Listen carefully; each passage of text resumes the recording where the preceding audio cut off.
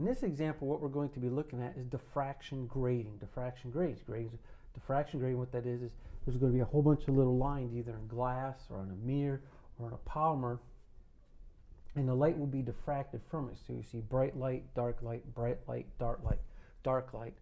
And that's going to occur because of those tiny little grooves. Now the problem is going to read as such. A diffraction grating, which is going to have 600 lines per millimeter, is illuminated with light from a hydrogen lamp. A, what is the diffraction constant D?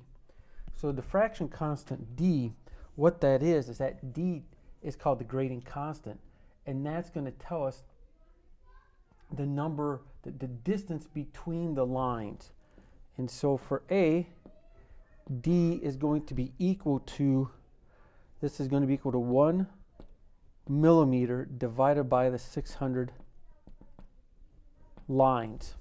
And so that is equal to 1.67 times 10 to the minus 3 millimeters. So what that tells us is that the distance between the lines is 1.67 times 10 to the minus 3 millimeters. We can convert that into meters by dividing it by 1,000, and this is 1.67 times 10 to the minus 6th of a meter. Now for B asks, locate the first order maxima for the red light at 656 nanometers and then green light for 486 nanometers. So B, lambda red, is equal to 656 nanometers, or this is going to be equal to 656 times 10 to the minus 9 meter if we want to convert it into meters, so we're consistent with the units there. It doesn't necessarily have to be in meters. We could have left this in millimeters and then converted this into millimeters. Whatever, it doesn't matter. You'll see quickly how this works.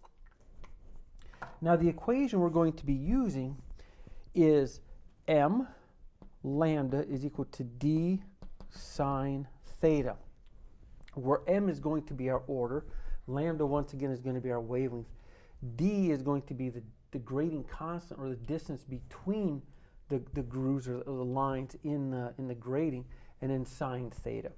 And what we want to do is we want to locate. Well, for that we're going to use theta. We're going to use our angle to locate where the maxima is going to be. And so we'll write this equation as the sine of theta red is equal to m lambda all upon d. And so we get sine theta red is equal to m, we're looking for the first order, so this is 1, times 656 times 10 to the minus 9th meter, all divided by our grating constant, which is 1.67 times 10 to the negative 6 meter. You do this calculation, you end up getting 0.36. That's going to be our sine theta. You have to take the inverse sine, and we end up getting a theta red is equal to 23.1 degrees. Now we do the exact same thing.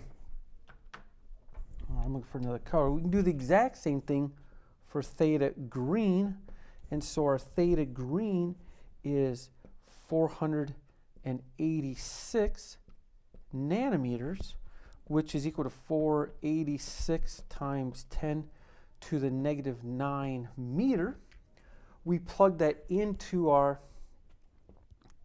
sine theta green, and we get, once again, we're still looking for the first order, so that's 1 times 486 times 10 to the negative 9 meter, divided by the same grating constant, which is 1.67 times 10 to the negative 6th meter.